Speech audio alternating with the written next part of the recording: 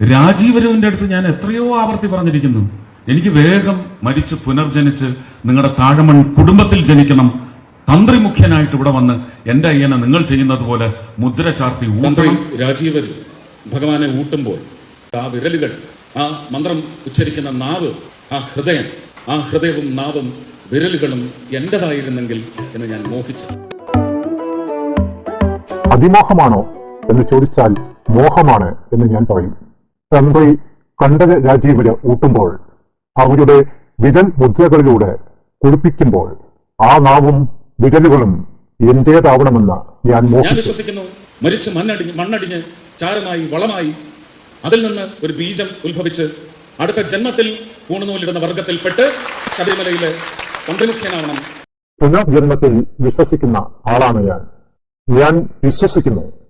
മരിച്ച് മണ്ണടിഞ്ഞ് ചാരമായി വളമായി അതിൽ നിന്നും ഒരു ബീജം ഉത്ഭവിച്ച് അടുത്ത ജന്മത്തിൽ പൂണൂൽ ഇടുന്ന വർഗത്തിൽപ്പെട്ട് ശബരിമലയിലെ തന്ത്രിമുഖ്യനാവണം. പൂണൂൽ ഇട്ടവരെയെല്ലാം ദൈവമായി കാണണം, ദൈവതുല്യരായി കാണണം. ഇത് പറഞ്ഞത് മറ്റാരുമല്ല, കേന്ദ്രമന്ത്രി സുരേഷ് ഗോപിയാണ്. അദ്ദേഹം ഇത് പറയുമ്പോൾ അദ്ദേഹത്തിന്റെ വിവരക്കേട് നമുക്കെല്ലാവർക്കും മനസ്സിലാവും. ജന്മം കൊണ്ടല്ല, കർമ്മം കൊണ്ടാണ് ഒരാൾ ബ്രാഹ്മണൻ ആവേണ്ടത്. ബ്രാഹ്മണൻ എന്ന വാക്കിന്റെ അർത്ഥം ബ്രഹ്മജ്ഞാനി എന്നാണ്. ഞാനും നീയും എല്ലാം അതാണ് തത്വമസി. ബ്രഹ്മത്തെ അറിയുന്നവൻ, പ്രകൃതിയെ അറിയുന്നവൻ, ശിവനും വിഷ്ണുവും ബ്രഹ്മാവും എല്ലാം ഈ ലോകത്തിൽ വസിക്കുന്നവരാണ്. അല്ലാതെ പൂണൂൽ ഇട്ടതുകൊണ്ട് ഒരാൾ ബ്രാഹ്മണനാവുന്നില്ല.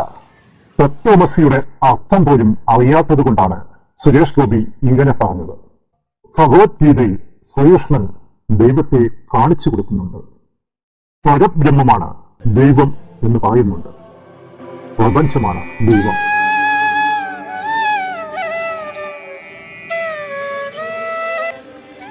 അത് ഒരു തവണയെങ്കിലും സുരേഷ് ഗോപി മനസ്സിലെത്തി വായിച്ചിരുന്നെങ്കിൽ ഇങ്ങനെ പറയില്ലായിരുന്നു. മാത്രമല്ല, ശിവനും പാർവതിയും ബ്രഹ്മാവും വിഷ്ണുവും ശ്രീകൃഷ്ണനും ഒന്നും ബ്രാഹ്മണന്മാർ അല്ലായിരുന്നു. ശബരിമല ക്ഷേത്രം മല അരയന്മാരുടെ ക്ഷേത്രമാണ്. അയ്യപ്പൻ മല അരയന്മാരുടെ കുലദൈവവും. അയ്യപ്പനെ പൂജിച്ചിരുന്നത് കരിമല അരയനും തളനാണി അരയനും. ഈ അരയന്മാരെ ആക്രമിച്ച് തട്ടിയെടുത്ത ക്ഷേത്രമാണ് ശബരിമല. പൂർണ്ണൂൽ ഇട്ടവർ ശബരിമലയിൽ പൂജാരി ആയിരുന്നിട്ടില്ല എന്നതാണ് ചരിത്ര സത്യം. അഹം ബ്രഹ്മാസ്മി, ഞാൻ ബ്രഹ്മമാണ്, ഞാൻ പ്രപഞ്ചമാണ്. തത്വമസി, ഇതിന്റെ അർത്ഥം നീ ബ്രഹ്മമാണ്, നീ ഞാനാണ്. സ്വന്തം പ്രവൃത്തത്തെ പോലും അപമാനിച്ച് ബുദ്ധിശൂന്യമായ ഇത്തരം വാക്കുകളിലൂടെയാണ് സുരേഷ് ഗോപി എന്ന നടനെ ആളുകൾ കളിയാക്കുന്നത്. അഭിനയത്തിലൂടെ അദ്ദേഹം നേടിയെടുത്ത ഒരു ബഹുമതി ജനമനസ്സുകളിൽ ഇത്തരം വാക്കുകളിലൂടെ ഇല്ലാതാവും.